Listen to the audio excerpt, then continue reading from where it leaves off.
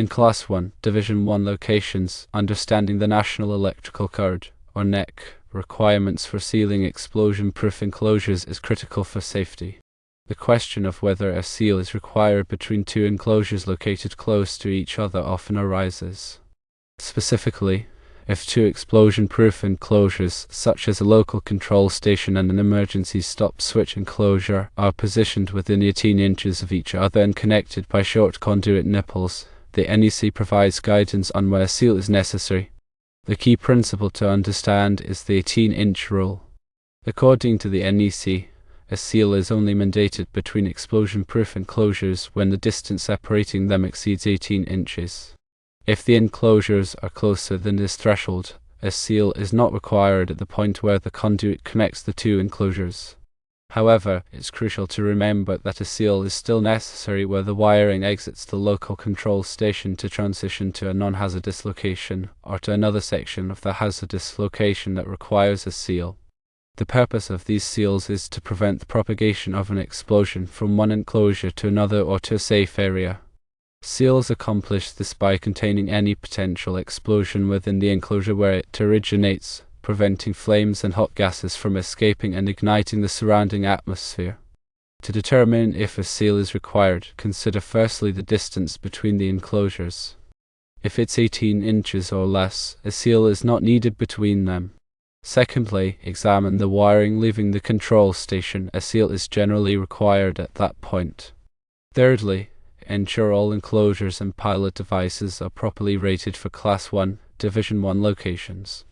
To elaborate, Class 1 locations are those where flammable gases or vapors are, or may be, present in the air in quantities sufficient to produce explosive or ignitable mixtures.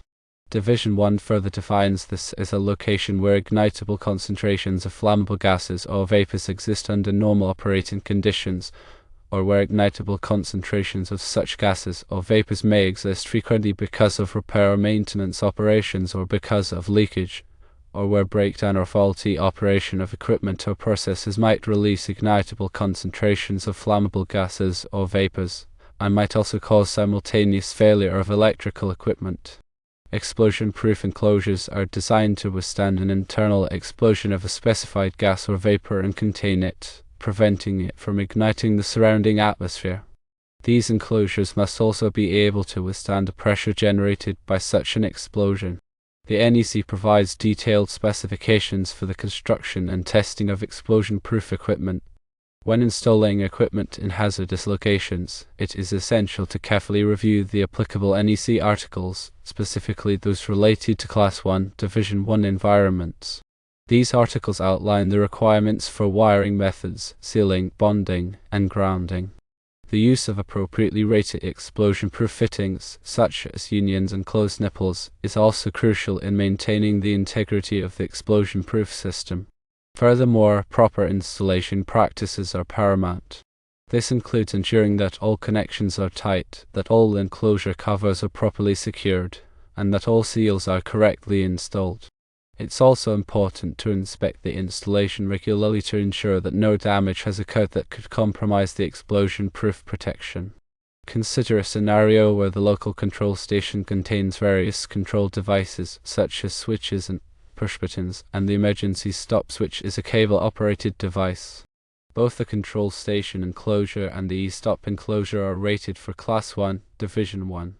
The wiring from the e-stop switch is routed to the terminal strip inside the local control station via a union and two closed nipples. Since the two enclosures are mounted within 6 inches of each other, the NEC does not mandate a seal between them. However, a seal is required where the wiring leaves the local control station to transition to another area. The selection of the correct type of sealing fitting is also critical. Sealing fittings are typically filled with a compound that hardens and forms a barrier against the passage of gases, vapors, and flames. The sealing compound must be compatible with the hazardous atmosphere and must be properly installed according to the manufacturer's instructions.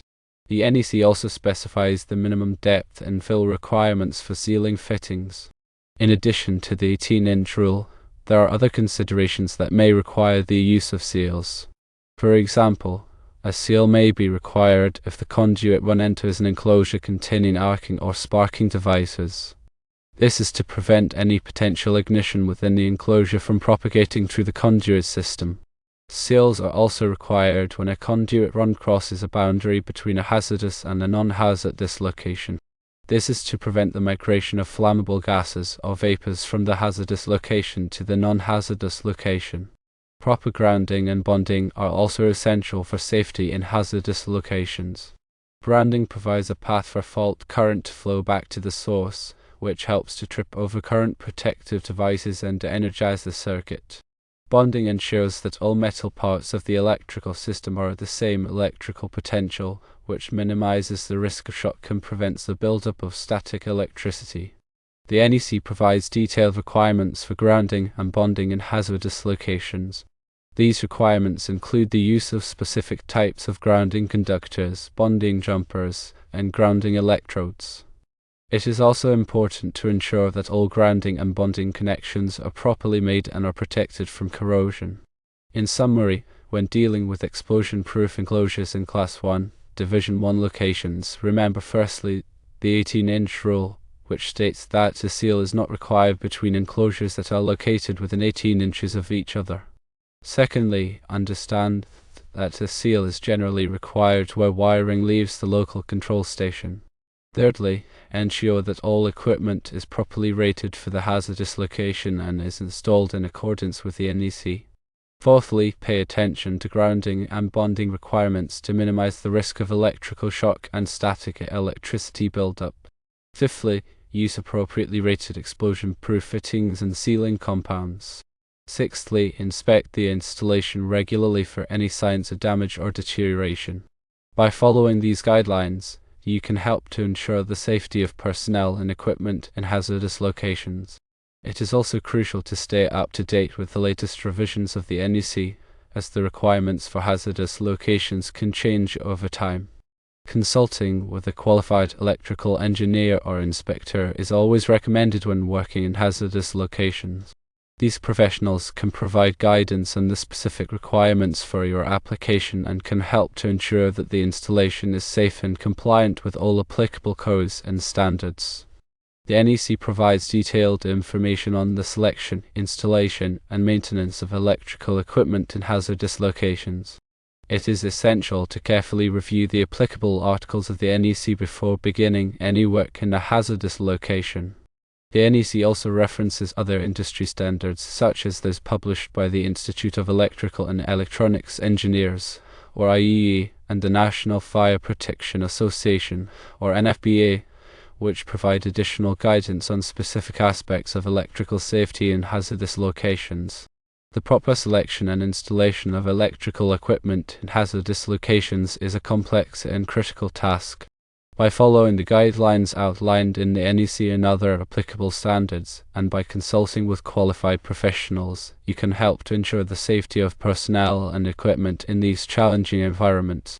Another important aspect of working in hazardous locations is the training of personnel.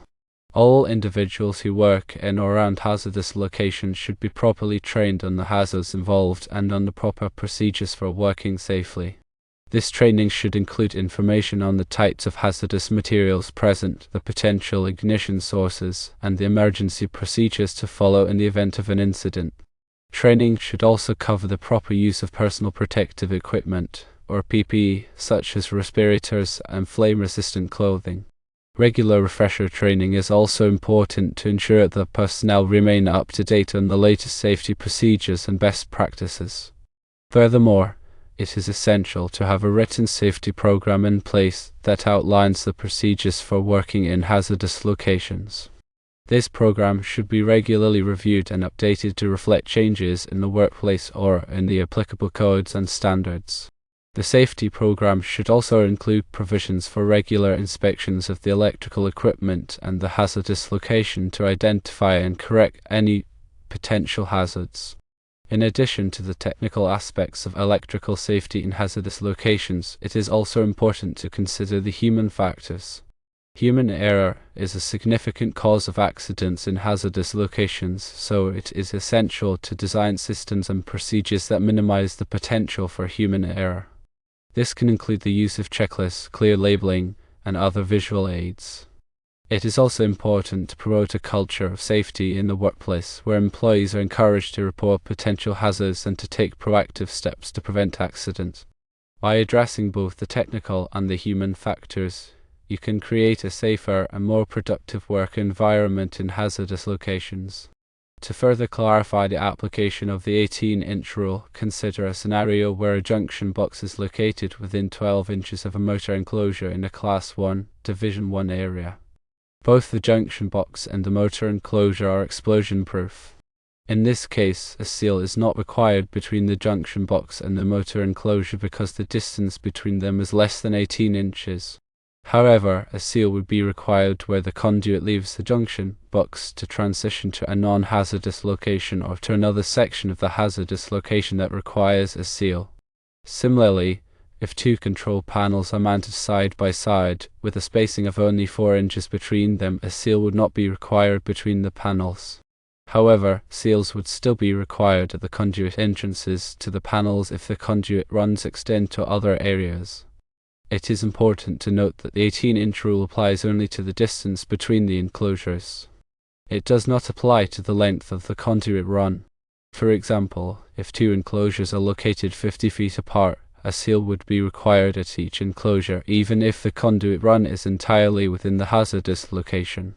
In addition to the 18-inch rule, there are other situations where seals are required, regardless of the distance between enclosures. These situations include when a conduit run enters an enclosure containing arcing or sparking devices, when a conduit run crosses a boundary between a hazardous and a non-hazardous location, and when a conduit run enters an enclosure that is required to be purged or pressurized. Purging and pressurization are methods used to prevent flammable gases or vapors from entering an enclosure. Purging involves flushing the enclosure with a clean, inert gas such as nitrogen to remove any flammable gases or vapors that may be present. Pressurization involves maintaining a positive pressure inside the enclosure with a clean, inert gas to prevent flammable gases or vapors from entering. When using purging or pressurization, it is important to ensure that the system is properly designed and installed and that it is regularly maintained. Seals are required at the conduit entrances to purged or pressurized enclosures to prevent the loss of the purging or pressurizing gas. The selection of the appropriate type of sealing compound is also critical. Sealing compounds are available in a variety of materials, each with its own specific properties and applications. The sealing compound must be compatible with the hazardous atmosphere and must be able to withstand the temperatures and pressures that may be encountered. The sealing compound must also be properly installed according to the manufacturer's instructions. This typically involves cleaning the conduit and the sealing fitting, mixing the sealing compound, and pouring it into the fitting. The sealing compound must be allowed to cure completely before the equipment is energized. Regular inspections of the seals are also important to ensure that they are in good condition and are providing an effective barrier against the passage of gases, vapors, and flames. If a seal is found to be damaged or deteriorated, it should be replaced immediately. In addition to the requirements for sealing, the NEC also contains detailed requirements for wiring methods in hazardous locations. These requirements are designed to minimize the risk of ignition and to ensure that the electrical system is safe and reliable. Some of the key requirements for wiring methods in hazardous locations include the use of rigid metal conduit or intermediate metal conduit, the use of explosion-proof fittings, and the use of intrinsically safe wiring systems. Intrinsically safe wiring systems are designed to limit the amount of energy available in the circuit to a level that is below the ignition energy of the hazardous material. Intrinsically safe wiring systems are often used for instrumentation and control circuits in hazardous locations. The installation of intrinsically safe wiring systems requires special training and expertise. It is important to follow the manufacturer's instructions carefully when installing intrinsically safe wiring systems. The NEC also contains requirements for grounding and bonding in hazardous locations. Grounding and bonding are essential for minimizing the risk of electrical shock and for preventing the buildup of static electricity. The grounding and bonding requirements in hazardous locations are more stringent than those in non-hazardous locations. This is because the presence of flammable gases or vapors increases the risk of ignition from electrical sparks. The NEC requires that all metal parts of the electrical system in a hazardous location be bonded together to form a continuous electrical path to ground. This helps to ensure that any fault current will flow back to the source and trip the overcurrent protective device, energizing the circuit. The NEC also requires the use of grounding electrodes in hazardous locations. Grounding electrodes provide a low impedance path to earth for fault current. The type and number of grounding electrodes required depends on the size and type of the electrical system. Regular inspections of the grounding and bonding system are also important to ensure that it is in good condition and is providing an effective path to ground. If any problems are found with the grounding and bonding system, they should be corrected immediately.